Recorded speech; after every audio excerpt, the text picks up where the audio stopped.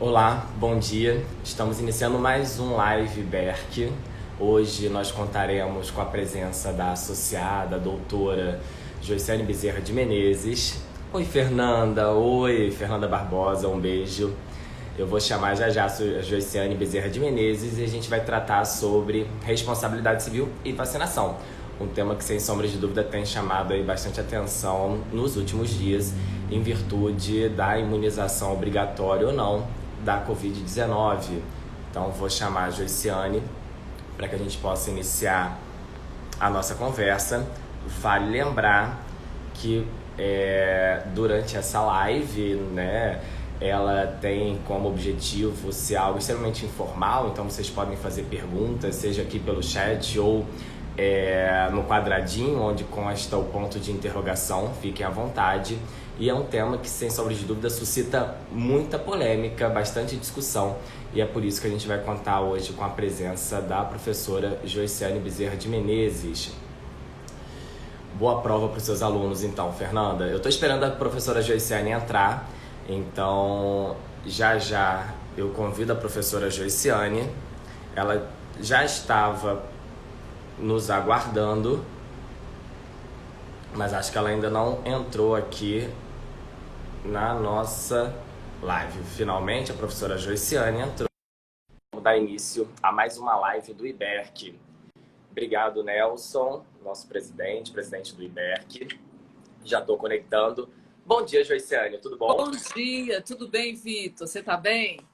Tudo ótimo. Melhor agora acordar quarta-feira conversando com vocês sobre um tema tão polêmico, tão importante e que essa semana está na pauta, Joiciane. Na verdade, Vitor, esse tema está na pauta dos jornais das últimas 3 semanas. Eu tenho acompanhado cotidianamente porque eu estou na expectativa de que algum adulto venha à sala, né? Tá faltando adulto nessa conversa. Joiciane, um tema que, na verdade... Gente, eu e a minha inabilidade para fazer tudo isso, colocar aqui a mãozinha que segura o celular em pé. Imagina, Joiciane, acontece. É um efeito especial, a gente finge que é um efeito especial. Isso foi combinado, só para causar assim um frisson, né? Foi, a gente combinou, né? A gente treinou bastante, fizemos vários testes antes.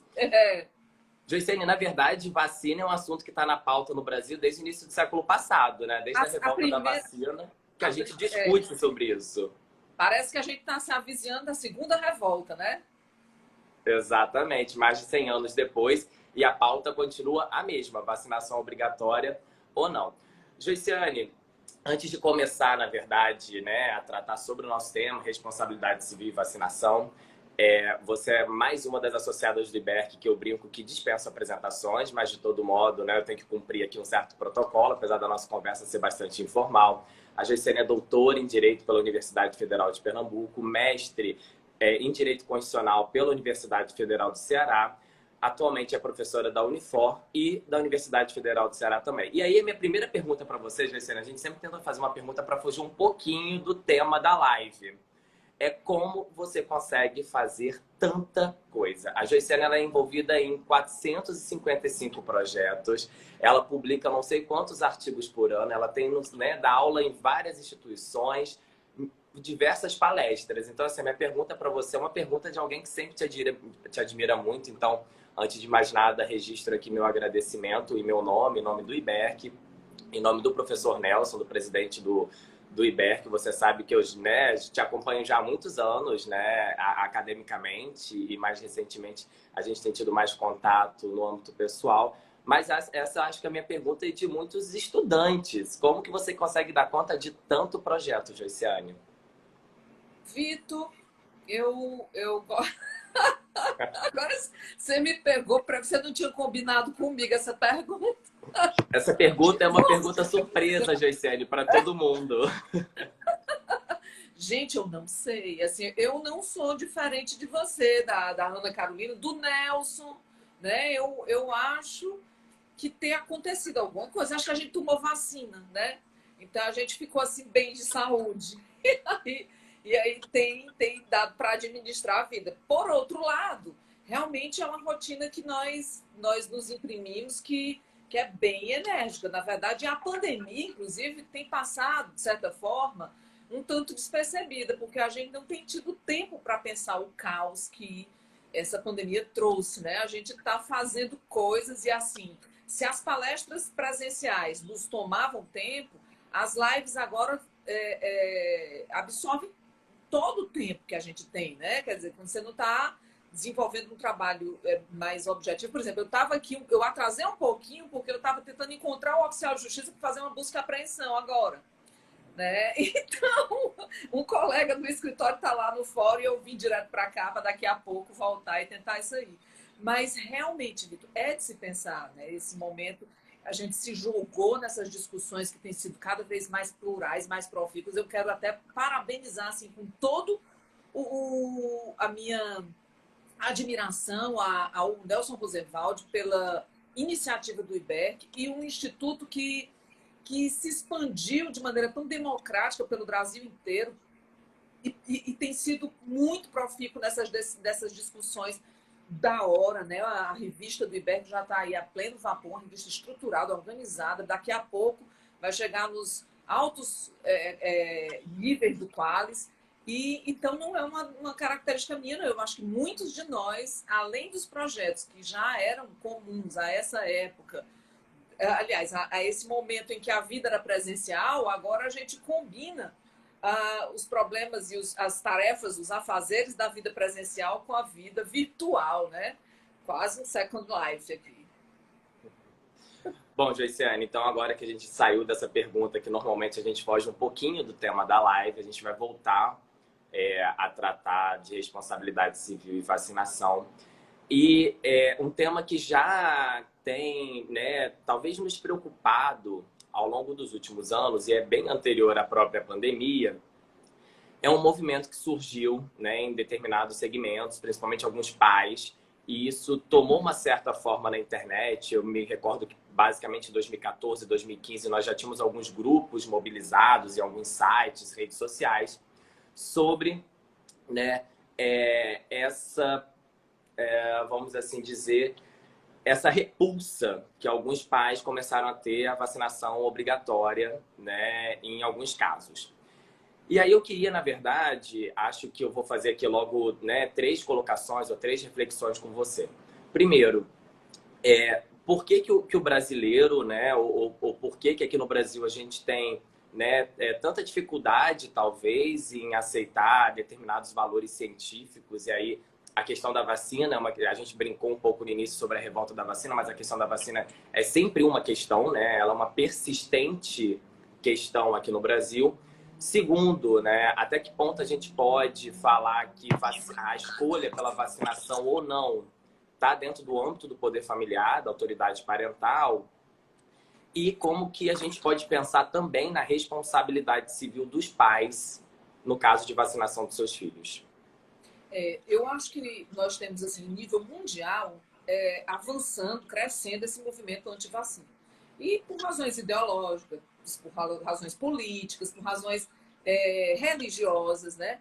No Brasil, eu penso que a resistência tem mais conexão com a falta de informação do que propriamente com movimentos representativos de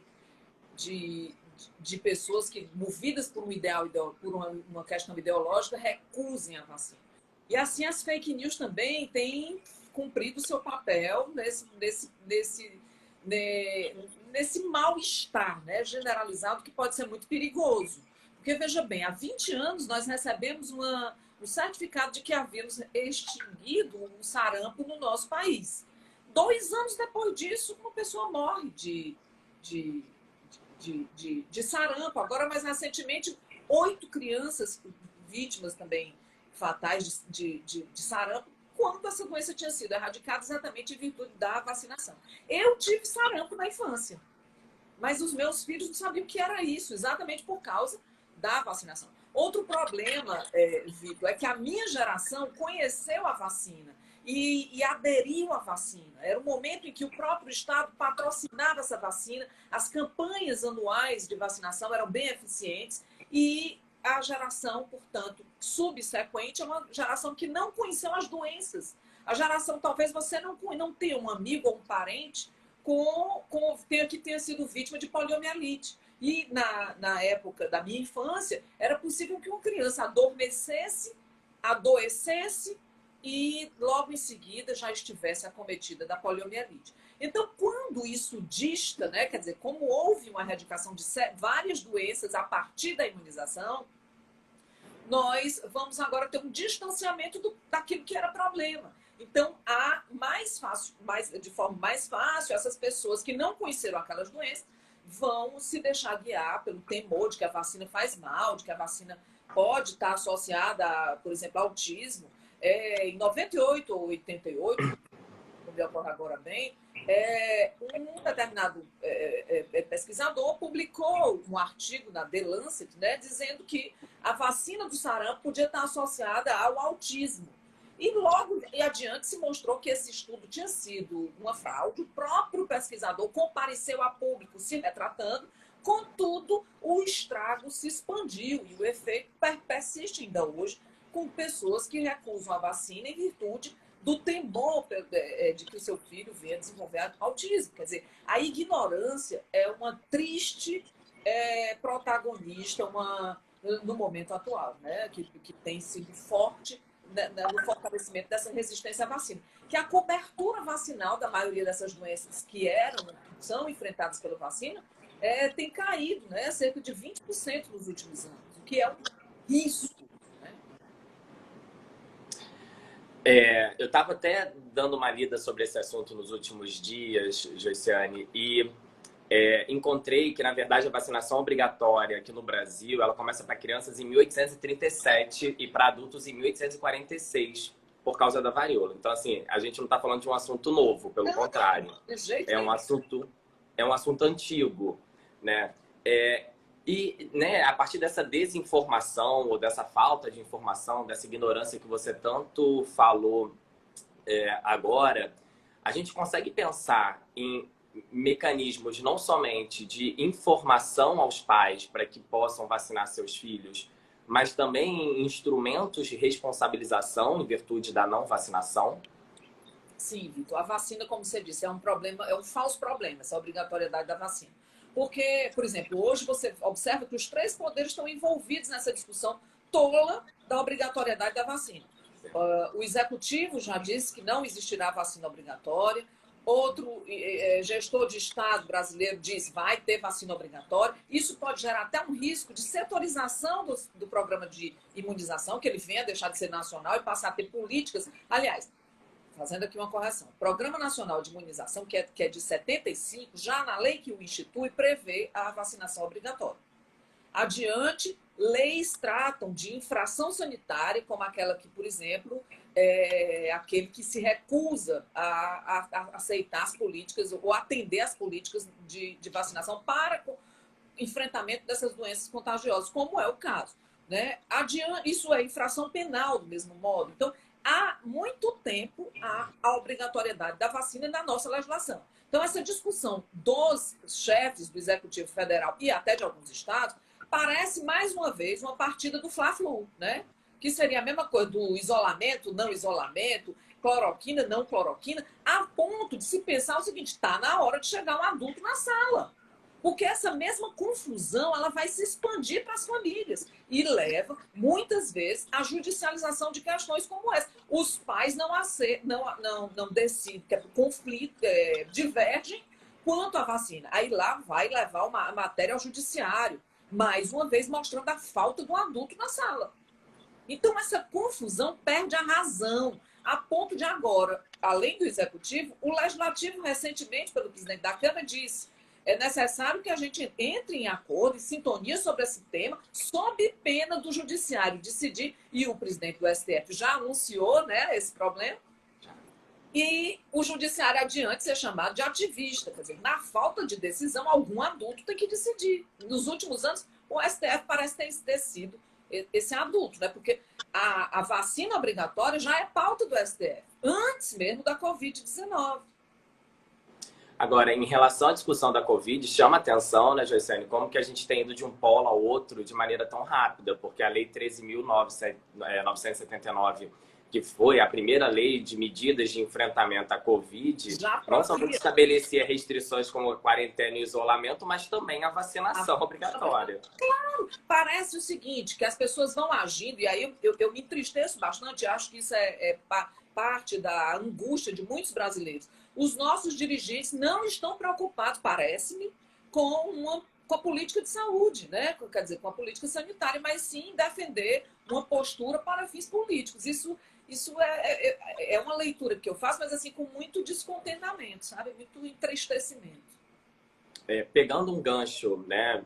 Depois a gente volta a falar sobre a responsabilidade civil dos pais, mas pegando um gancho nessa discussão. Vários jornais noticiaram nos últimos dias que o STF, né, os ministros do STF, eles estão em dúvida e alguns ministros estariam pensando na possibilidade, não na discussão da imunização obrigatória ou não, mas sim de restrições para os brasileiros que não venham a se vacinar, como, por exemplo, restrições em relação a viagens, a entrada e ingresso em locais públicos. Isso também não é uma discussão nova, na verdade, né? Desde a revolta da vacina, né, já se admitia algumas restrições para as pessoas que não, né, optassem pela não vacinação. Você acha que isso é uma discussão real ou você, na verdade, acha que a gente está só prorrogando o problema, ou seja, protelando o que de fato tem que ser decidido? Vitor, a vacina existe no Brasil previsão legislativa sobre vacinação obrigatória. Isso existe, inclusive foi, como você lembrou, ratificado pela primeira lei que trata das restrições, das medidas administrativas de enfrentamento ao Covid. Porém, não adianta também afirmar que a vacina é obrigatória para que a população venha aderir. Né? Antes mesmo de se ficar martelando nessa tecla sobre se é ou não obrigatória, a população já tinha certas vacinas que chegavam a uma adesão de 95% da população. Então, me parece que um ponto central não é a obrigatoriedade, é a postura informativa, né, de que é importante vacinar. Então, é necessário não apenas que as autoridades públicas sejam as primeiras a estimular a população à vacinação. Primeiro, fortalecendo a ideia de que elas são boas e, segundo, evitando esforços para garantir a segurança dessa vacina. Nesse conjunto de medidas, a informação é fundamental. É necessário informar a população que a vacina é produzida de acordo com métodos seguros, que após essa produção há um controle de qualidade. No Brasil, a Anvisa exerce esse controle. E ainda políticas educativas que venham estimular o uso. Né? Agora, não cabe um governante que tem a força da sua fala, que funciona como agente multiplicador de ideia, dar o passo contrário, né? E dizer que a vacinação não é obrigatória, que ninguém será obrigado. Não, eu acho que o foco não seria esse, mas sim destacar a importância da vacina e os esforços para a garantia da segurança da vacina. Obviamente que uma vacina que não foi produzida com atenção aos testes, aquele protocolo de segurança, obviamente que não se pode exigir de ninguém, né, que a pessoa se submeta a um risco como se fosse cobaia. Isso não é o caso. Mas como é que a gente tem observado que essa matéria tem sido desenvolvida aqui no Brasil? Como se fosse uma questão puramente política. A vacina agora tem até nacionalidade. A vacina de tal lugar, é de tal pessoa, de tal fulano, como se fosse fulanizar a vacina. Desse jeito, a ciência perde o destaque. O momento é necessário que o momento deixe a ciência falar mais uma vez. Né? É bom a gente lembrar que o iluminismo passou. Ou então voltar aqui a clamar pelo iluminismo. Porque, como você disse bem, apesar de ter base legal já há algum tempo para a vacinação obrigatória, no Brasil sempre se optou pela adesão voluntária, a partir de programas de informação, né, no qual, na verdade, os brasileiros participavam e assim, eu me recordo que até os anos 90, pelo menos, o dia da vacinação era quase que um dia de um grande acontecimento. Dia de que os festa, pais levavam seus filhos. Te lembra do Zé Gotinha? Zé Gotinha, eu ia relembrar o Zé Gotinha agora, exatamente. Então, assim, era um grande acontecimento nacional, né? Os programas de imunização eram um grande acontecimento. Joyce, a gente estava falando um pouquinho antes sobre responsabilidade civil dos pais. E aí eu me recordo de algumas decisões, se a memória não me falha agora, até do Tribunal de Justiça de Goiás, entre outros, que os pais que, né, optaram naquele momento pela não vacinação, e a gente está voltando para tratar de um tema anterior à própria pandemia, né, que a pandemia só aprofundou talvez essa polarização que a gente tem hoje, esse né, negacionismo em relação à ciência como um todo. Mas é possível, né? E aí eu já vou fazer algumas perguntas agora, talvez mais diretas. É possível o Poder Judiciário obrigar os pais a vacinarem seus filhos e os pais podem ser responsabilizados ou isso pode ter algum efeito no poder familiar? Tem. Na verdade, o Estatuto da Criança e do Adolescente, no artigo 14, parágrafo 1º, estabelece a vacina obrigatória para as crianças, né? Então, primeiro ponto, filho não é propriedade privada de pai, porque filho é pessoa. Então, o poder familiar, que é melhor a gente chamar autoridade parental, ou até acho que seria mais adequado falar mesmo em responsabilidade parental, como fazendo uso de um psiquiatra, um termo do psiquiatra que escreveu aquele O Mundo Sem Limite, está me ocorrendo, não me lembro do nome do sujeito, até vi um livro recente, mas o fato, Vitor, é que a autoridade parental é vinculada a um perfil funcional, de garantir o melhor interesse do filho, né? E esse melhor interesse da criança e do adolescente também não é apenas a família, os pais que devem buscar, mas a comunidade, a sociedade e o Estado. Então, à medida em que o nosso ordenamento confia aos pais essa tarefa de cotidianamente, primariamente, buscar o melhor interesse da criança, também lhes confia a função, o dever de buscar esse melhor interesse, portanto, limitar essa autoridade, direcionar essa autoridade parental a esse fim. Na medida em que essa autoridade há aqui um desvio de finalidade, um desvio de propósito, caberá também ao Estado intervir para assegurar efetivamente o melhor interesse da criança. Com relação ao tema da vacinação, há um conflito que, inclusive, chega no recurso extraordinário com agravo no STF, e o relator é o ministro Barroso, que propôs repercussão geral ao tema, em que a discussão é exatamente essa. De um lado, o direito dos pais de educar, de dirigir os filhos conforme a mundividência deles, né? E a liberdade que eles têm de defesa de bandeiras ideológicas, de religião, mas isso tem um limite, porque de outro lado também tem o dever do Estado de proteger a criança quando os pais, na tarefa de fazê-lo, desviam a finalidade, né, excedem, abusam, e assim teria o Estado esse dever também de garantir a saúde das crianças, que é indispensável ao melhor interesse, né? E também a saúde da coletividade, porque, veja só, a liberdade, até para os mais liberais, como Stuart Mill, enfrenta o limite, encontra o limite quando o ato da conduta da pessoa acaba atingindo o interesse de terceiro. Então, uma criança que não é imunizada pode ser um fator, um vetor de transmissão. Ele pode acabar contraindo a doença e levando para todas as outras crianças com quem ele estuda, né, para as pessoas em geral da coletividade. Então, numa decisão como essa, dos pais que decidem não vacinar os filhos, é possível que estejam prejudicando a saúde da criança, que no ECA é considerada, deve ser respeitada com prioridade absoluta, né? Então, portanto, padeceria essa liberdade dos pais de dirigirem conforme a sua baliza ideológica, religiosa, se essa diligência traz risco à saúde da criança. E nesse aspecto a gente podia até comparar com matéria já decidida pelo STJ, que diz respeito à transfusão de sangue, né? Ou seja, que a recusa na transfusão de sangue para crianças, a partir da decisão dos pais em virtude de motivações ideológicas, já foi enfrentado pela nossa jurisprudência. O Carlos Nogueira até lembrou aqui, né, que a matrícula escolar está condicionada à apresentação de carteira de vacinação, aquisição de salário família, Bolsa Família, que são os instrumentos, na verdade, que nós temos para o Ministério Público, por exemplo, poder atuar.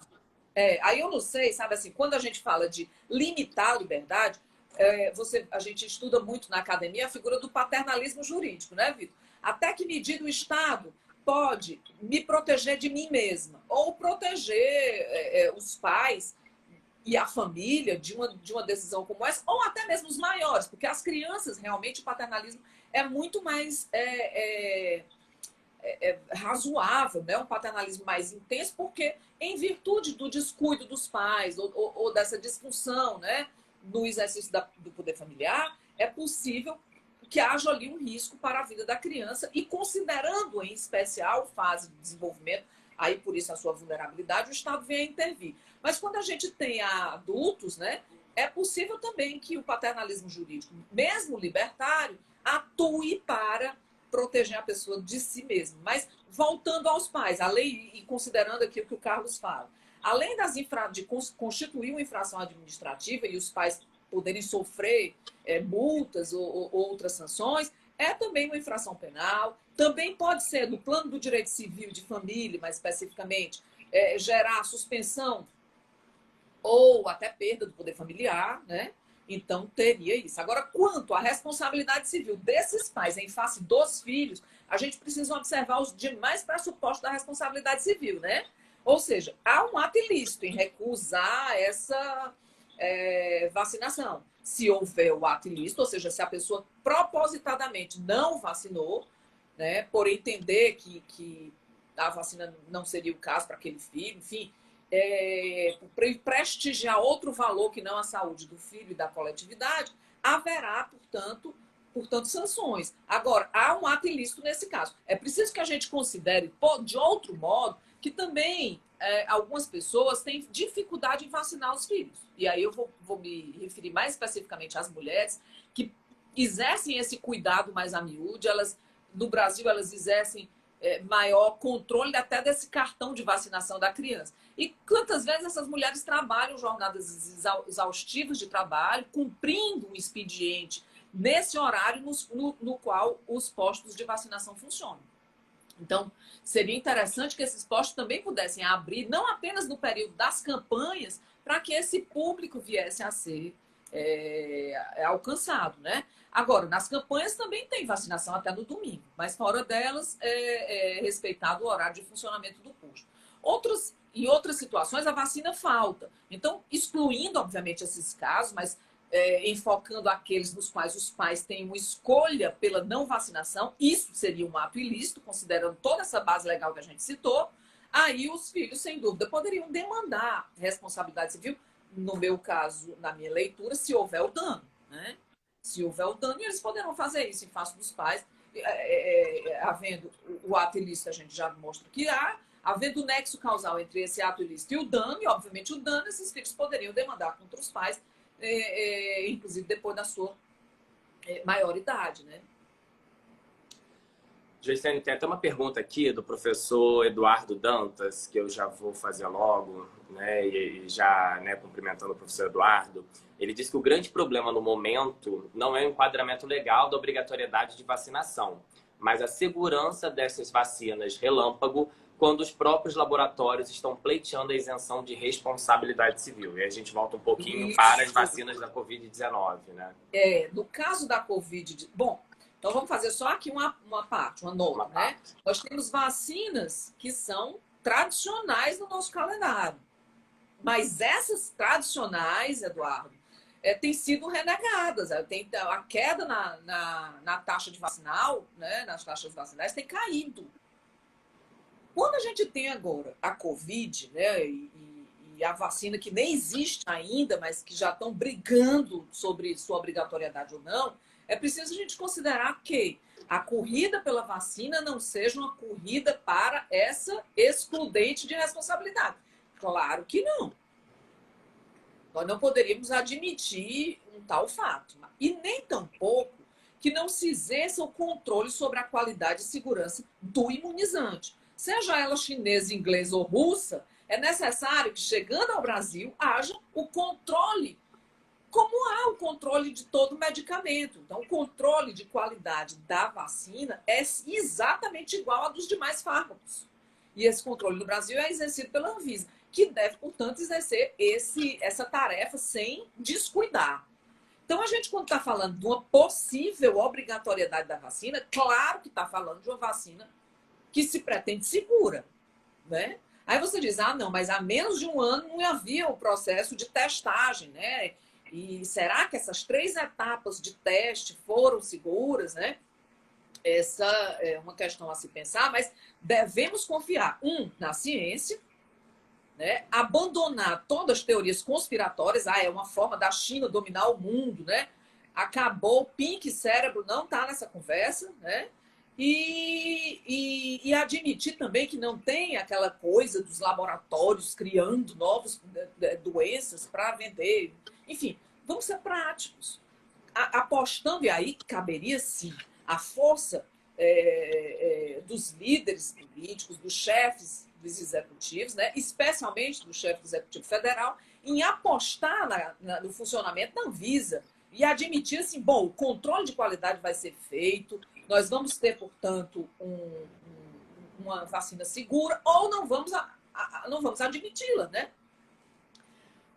Nós não podemos também descuidar da experiência de institutos como o próprio Instituto Butantan, como o Fiocruz, né? Que são institutos de uma tradição importante, né? E institutos que têm um respeito dos cientistas. Então, a gente não está falando, não deve estar falando, não pode estar falando aqui de uma vacina feita no fundo de quintal, né?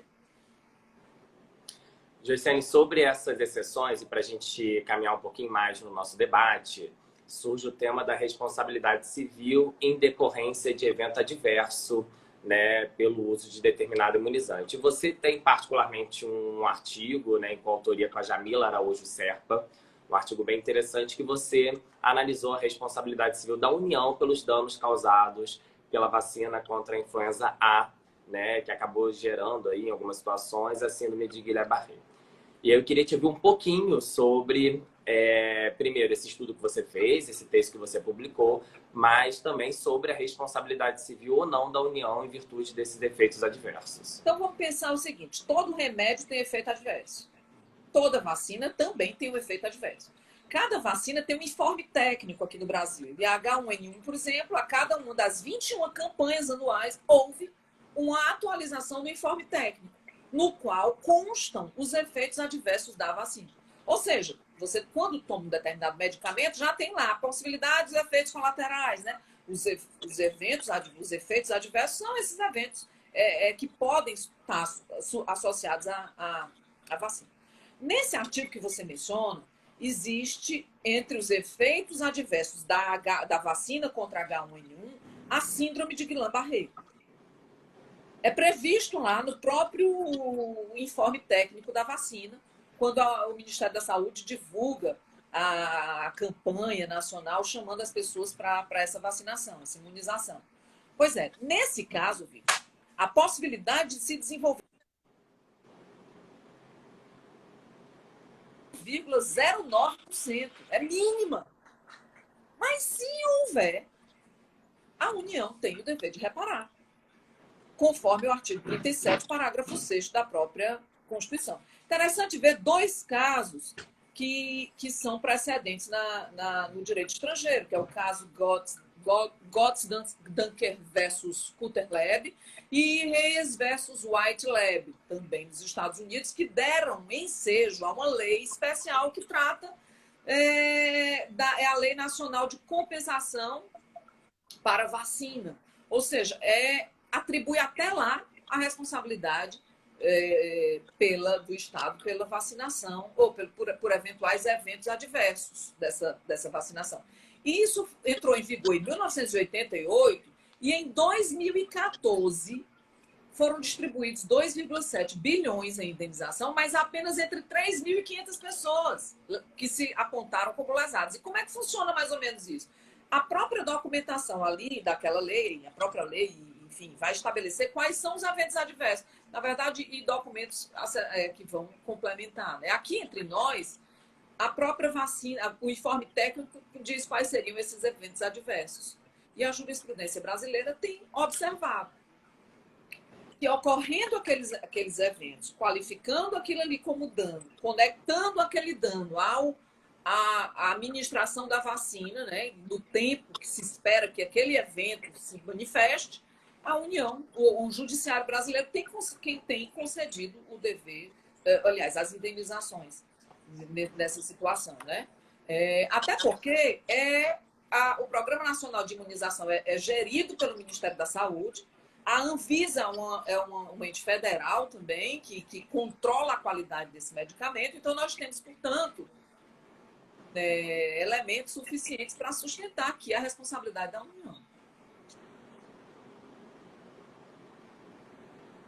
Oi? Bom, Joyce, só para a gente não perder aqui, porque depois nesse chat fica muito complicado a gente retornar, tem duas manifestações aqui, só para a gente refletir ou só para passar. A primeira é do Carlos Nogueira, novamente, em que ele disse que tem uma resolução do CFM, a resolução 2232 de 2019, que dispõe que a recusa ao tratamento não pode colocar em risco a saúde coletiva. Ele disse que o artigo 5º dessa resolução, enfim, só para, se você quiser fazer algum comentário com base aí na manifestação do Carlos Nogueira.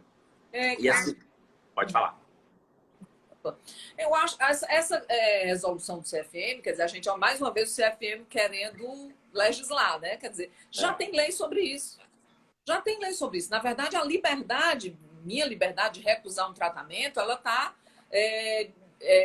ligada, está conectada ao risco que essa minha decisão vai trazer também para a coletividade. Eu só teria uma liberdade para decidir sem intervenção se a minha liberdade só afeta a mim. Tanto é que aqui no Brasil, por exemplo, o tratamento obrigatório para casos de tuberculose, né, é obrigatório, porque eu posso recusar o tratamento da tuberculose, mas essa minha recusa não afeta só a mim. Eu acho que cabe até aqui mencionar a decisão do STJ, já antiga, sobre o direito de não saber, no caso de doenças infecto-contagiosas. Em especial, o STJ analisou o vírus HIV/AIDS. Ou seja, não é direito da pessoa, sabe, não ter ciência daquele resultado do exame, mesmo que tenha sido feito por engano, mesmo que tenha sido feito sem o seu consentimento. Isso, porque eu tenho o dever de cuidar do outro. Viver em coletividade também traz deveres, né? Tem mais um comentário aqui, Joiciane, enfim, o arroba nem sempre a gente consegue identificar o nome, mas é da Itzmeia. Olha a Fernandinha Nunes Barbosa aí, linda aqui, guardando um tempo para nós, Vitor. Olha que bom, que A Fernanda apareceu no início, deu um oi, falou que ia aplicar a prova rapidamente e retornaria. Então ela conseguiu a tempo voltar. A nossa diferença de idade, você é de uma geração que consegue prestar atenção. Eu não consigo nem ler essas letrinhas então, aqui dessa distância que eu estou. Joiciane, na verdade, isso foi, eu acho que um produto da pandemia quase, porque eu tive que aprender a ficar olhando no chat, no quadradinho com ponto de interrogação, analisar o tempo, fazer as perguntas. Então, assim, foi uma evolução ao longo do tempo, né? E chat live já caiu, o tempo não deu. Então, assim, eu já passei por todos os percalços em lives nos últimos meses. Mas a gente tem aqui mais uma pergunta, Joiciane, que é a seguinte: quanto à vacinação parcial da população, sendo apenas o indivíduo do grupo de risco e os profissionais da saúde, primeiro, se caberia responsabilização do Estado com relação aos não imunizados, né, que seriam possíveis disseminadores da doença. Ou seja, o Estado pode fazer essa distinção, primeiro vacinar somente o grupo de risco e profissionais da saúde, deixar para um segundo momento as demais pessoas? Gente, olha só, gente, a Brochado Teixeira, a minha musa, tá entrando aí também, deixando luzes para nós, bem na hora de uma pergunta tão difícil, né, Vitor? Aí seria a responsabilidade do Estado por omissão, e a gente já teria aí uma divisão doutrinária sobre se se seguiria aquela matiz da responsabilidade objetiva ou subjetiva, né?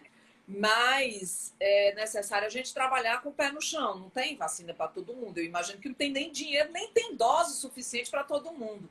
Então, é necessário ajuste razoável para que os vulneráveis passem à frente, né? Interessante ver, Vitor, que hoje a despeito das dúvidas, aliás, da divisão também sobre a apreciação do que seja vulnerável, né? A Judith Butler, por exemplo, diz que isso é na verdade, que o próprio discurso imprime a algumas pessoas essa posição da vulnerabilidade, mas e outros acham que a vulnerabilidade é uma coisa natural, mas deixando de lado essa discussão, a vulnerabilidade na Grécia Antiga era motivo para que a pessoa fosse rechaçada do convívio. Hoje a gente usa isso como um critério para buscar a igualdade material. Então, aqueles vulneráveis têm que ir na frente tomando a vacina, né? E quem tem mais, como diria aqui no Nordeste, couro grosso, espera um pouquinho, né? Joiciane, para a gente retomar um pouquinho agora a questão da responsabilidade civil da União, a gente falava sobre os efeitos adversos, mas cabe agora falar um pouquinho sobre o papel da Anvisa, né? A Anvisa volta a protagonizar aí, mais uma vez, um cenário de debates interessantes, né? Até mesmo em virtude, né, da grande dúvida que boa parte dos brasileiros tem sobre a real eficácia, né, da vacina, né, contra a Covid-19. E nós sabemos também que há uma série de protocolos para que essa vacina seja segura e que atenda aos anseios de fato da população.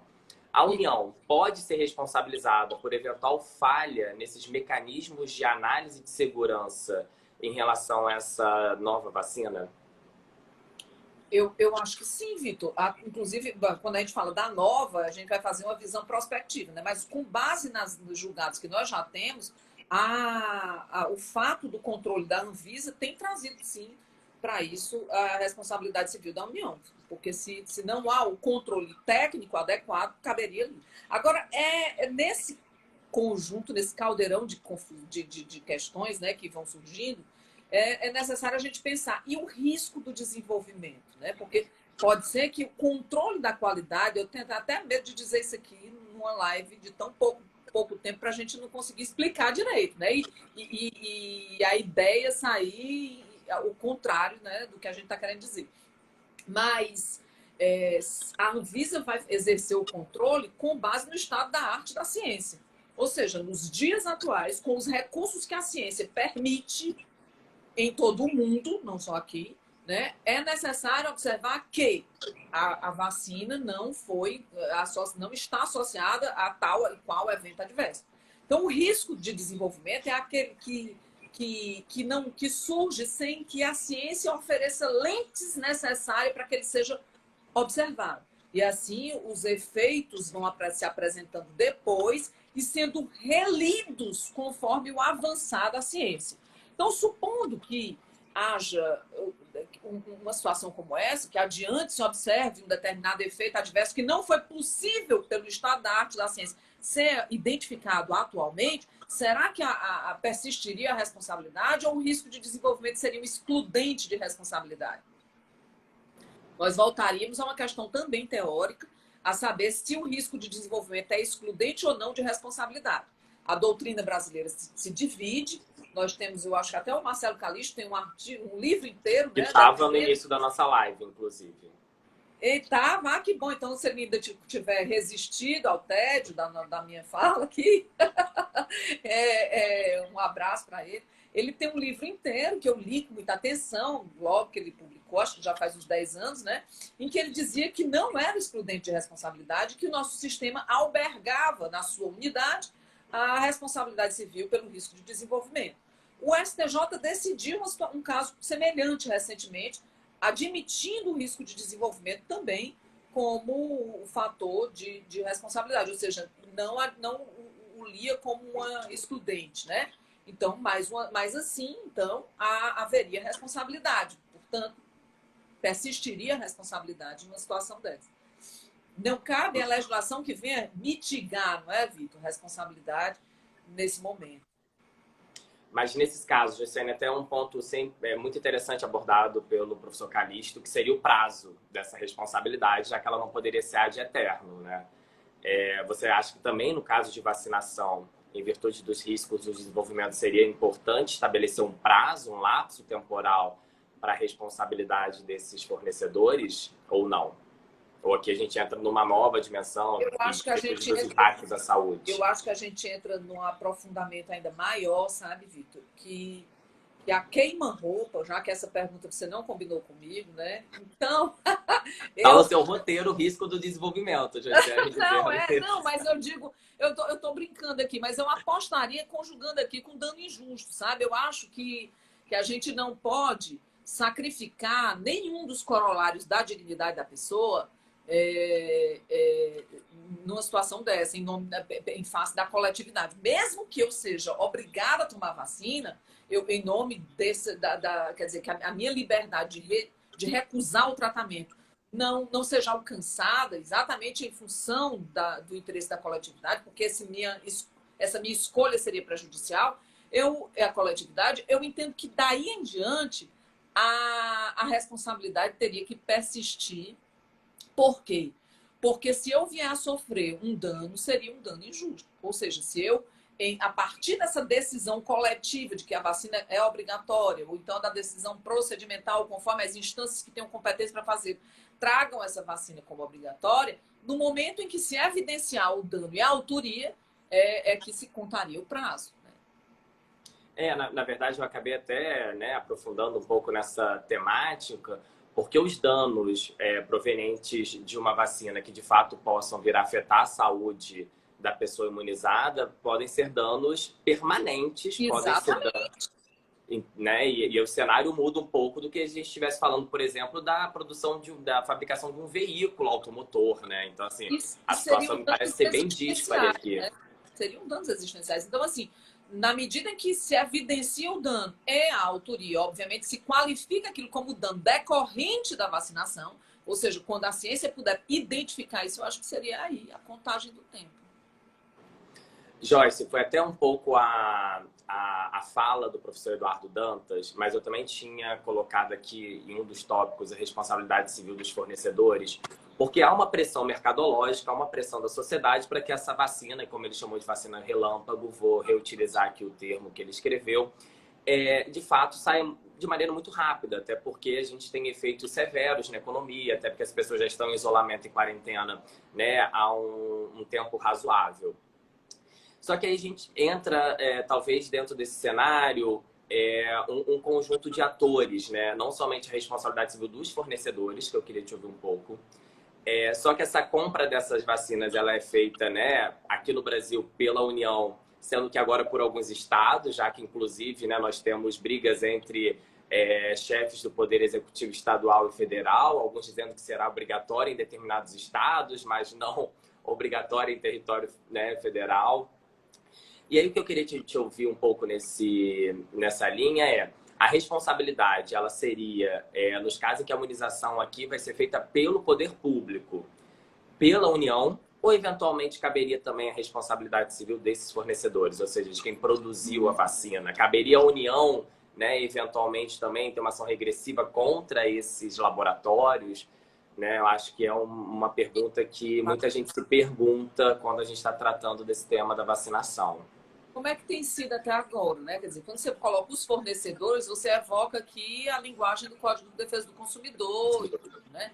Então, o fornecedor é responsável pelo defeito do produto. E o que é um defeito? É aquele produto impróprio para o consumo. Nessa medida, você abriria espaço para responsabilidade do consumidor, do fornecedor. Acontece que determinados produtos já têm em si o risco de determinados eventos. Você, inclusive, falou antes dos efeitos adversos da vacinação.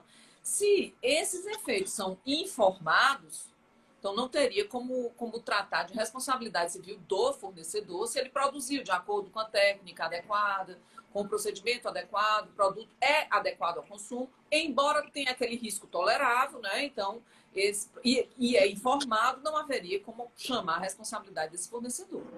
Contudo, é interessante me lembrar esses dois casos que são ilustrativos no direito do estrangeiro. E no caso Gottsland, olha, não estou sabendo pronunciar, Gottsland Dunker, e o laboratório Cutter Lab, o fundamento foi a quebra de uma garantia de segurança implícita ao produto. O que para nós aqui também tem no Código de Defesa do Consumidor. Ou seja, o produto não acarretará riscos, né, ou a segurança ou saúde do consumidor. Ou seja, o produto adequado é aquele que atende à segurança esperada.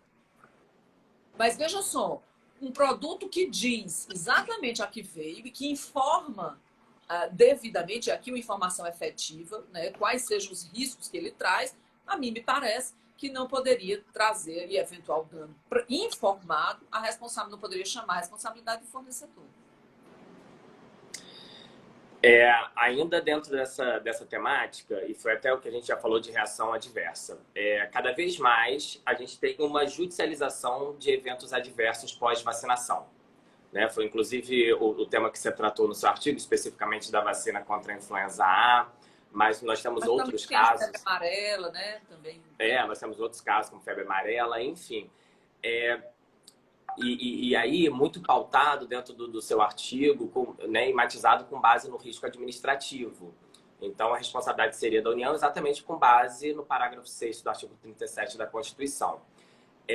Mas dentro desse cenário, que eu queria te ouvir um pouco, Joyce, até lendo o seu artigo, né, como que a gente enxerga essa judicialização de eventos adversos pós-vacinação? Ou seja, é algo que, de fato, a gente não tem escapatória, é algo natural desse processo em que as vacinas podem apresentar efeitos adversos, ou, na verdade, eventualmente, a informação pelas notas técnicas, pelos informes técnicos, poderiam mudar um pouco esse cenário que o STJ vem seguindo nos últimos anos? Olha, Vitor, não sei se é uma judicialização muito intensa, não. A pesquisa que eu fiz não apontou esse volume enorme de ações, até porque os eventos também não são não são tantos, né? A cobertura, por exemplo, da H1N1 para evitar os sintomas mais graves dessa gripe, né? É muito, quer dizer, naquela conjugação de riscos e benefícios, os benefícios são muito superiores. Muito superiores, né? O risco que essas vacinas trazem é menos de 1%, bem menos de 1%. Então, é por isso também que a demanda não é tão intensa, né? Mas é importante que exista, é importante que as pessoas saibam que na hipótese de evento adverso, elas podem, ou efeito adverso da vacina, elas possam se reivindicar essa indenização. Entende? Então, eu acho que é importante mesmo. Em giro inverso, a ausência ou a falta de políticas públicas ou de programas de vacinação realizadas, né, pelas esferas de governo, em especial pela União, podem provocar, eventualmente, uma responsabilidade da União pela omissão, ou seja, por não fomentar essas políticas públicas de vacinação? E alguém aqui já até fez uma pergunta parecida, eu não consegui acompanhar. Deixa eu dar uma olhadinha aqui. Mas é interessante ver essa discussão da responsabilidade civil por omissão. Se é uma responsabilidade subjetiva ou objetiva também, e a gente aqui remete à doutrina que é divergente quanto a isso. O fato da nossa política de imunização ela é muito atuante. Até aqui, o Programa Nacional de Imunização é, inclusive, um dos melhores do mundo. O calendário de cobertura vacinal anual é imenso, Vitor. Assim, tem 15 vacinas distribuídas e qualificadas como, portanto, obrigatórias, porque estão lá naquele calendário. E é interessante como são gratuitas. É possível que uma criança de até 6 anos, o conjunto de vacinas que é disponibilizada a ela some cerca de mais de R$5.000. Isso é disponibilizado a toda a população. Portanto, a nossa política pública de imunização até aqui foi muito prestigiada, muito boa, e inclusive é exaltada em vários outros países. Então, mas, por outro lado, se houver uma omissão com relação a novas doenças, inclusive agora a Covid, né, será que seria o caso de responsabilização? Sempre será, se houver dano decorrente dessa omissão. Agora, a segunda observação é sobre que corrente sobre que classificação de responsabilidade nós caminharíamos. Seria uma responsabilidade objetiva ou subjetiva? Nós vamos ter que partir para uma discussão teórica que aqueles que conhecem responsabilidade civil já sabem, né? Só para falar aqui, tem mais um comentário da Dismeia Aline, que diz que a respeito dos grupos anti-vacina, se essas campanhas de desinformação continuarem sendo difundidas e ganhando forças nas mídias sociais, a preocupação que fica é pelo efeito da ação desse mecanismo, colocando em risco as futuras campanhas de vacinação contra a Covid-19, descredibilizando a eficácia da vacina, o que acaba, na verdade, descredibilizando a vacinação como um todo, né? Porque esse é um movimento que acaba estando muito conectado com toda essa questão, né, da vacinação obrigatória, enfim, da crença na ciência, do respeito à ciência. Ô, Vitor, eu acho que a liberdade de expressão ela continua vigente, né? Então, eu tenho o direito de acreditar que a Terra é plana, que a ciência não merece crédito, né? Enfim, as pessoas têm direito de acreditarem no que quiserem, e a liberdade de expressão realmente é um direito fundamental. eu acredito que movimentos antivacina sempre vão acontecer. Por isso que é muito importante que a informação consiga chegar a todas as pessoas. Então, o investimento da sociedade, do Estado, né, inclusive da gestão do Programa Nacional de Imunização, é que deve investir em informação, para que as pessoas possam, a partir das informações concretas, decidir. E, claro, que esse plano de liberdade de decisão, quando se trata de vacinação, já está regulamentado por lei. Eu posso decidir, mas dentro do limite legal, porque a liberdade, até o direito geral de liberdade é pautado no âmbito da licitude, né? Então, assim, eu sou para fazer o que não me é proibido. Então, quando eu também tenho um dever específico a cumprir, o descumprimento desse dever me acarretará as consequências jurídicas. Joyce, você sabe, e essa é verdade, é sincero, que eu ficaria conversando com você aqui mais algumas horas, mas infelizmente a gente tem somente 1 hora de live, como todos já sabem. Nosso encontro é semanal, às quartas-feiras, às 9 horas. Muitíssimo obrigado pela sua participação. Vitor, agradeço demais a sua acolhida. Como você me deixa à vontade. Eu quase senti uma xícara de chá aqui do lado. A gente, da próxima vez, a gente tem que colocar um chá, um café, a mesma né? distância. A gente tem que combinar isso, né? Fazer uma nova live. Então, muitíssimo obrigado. Sua exposição foi excelente, riquíssima. Aprendi muitíssimo com a sua fala mais uma vez e mais uma vez. Eu acho que a gente vai aprendendo uns com os outros, porque o IBERC tem me ensinado muito, os colegas que integram o IBERC, o IBD Civil, o Instituto Irmão, o próprio IBDFAN, né? O conhecimento é uma caminhada coletiva, né? Não se constrói o conhecimento numa ilha. A gente precisa firmar pontes. Eu acho muito bacana essas iniciativas do IBERC. Parabéns aí a todos os que fazem o IBERC, na pessoa do Rosevaldo e agora na sua própria pessoa, que tão bem conduz essas lives. Eu e a Rafaela, a gente tem conduzido aí ao longo desse ano e tem sido um projeto bem especial. Assim, as conversas têm sido ótimas, os diálogos ricos e proveitosos. Mas agradecer aqui todo mundo te parabenizando, a Flaviana Brochado, a Graziela Clemente, obrigada. A Fernanda Barbosa, a Daniele Biasi, o professor Nelson Rosenwald. Então, mais uma vez, muitíssimo obrigado pela sua participação, Joyce. Agradeço em meu nome, mas especialmente em nome do IBERC. A gente se vê em breve, né? A gente se vê aí em próximos eventos, em próximos projetos. Toda segunda também durante essa pandemia.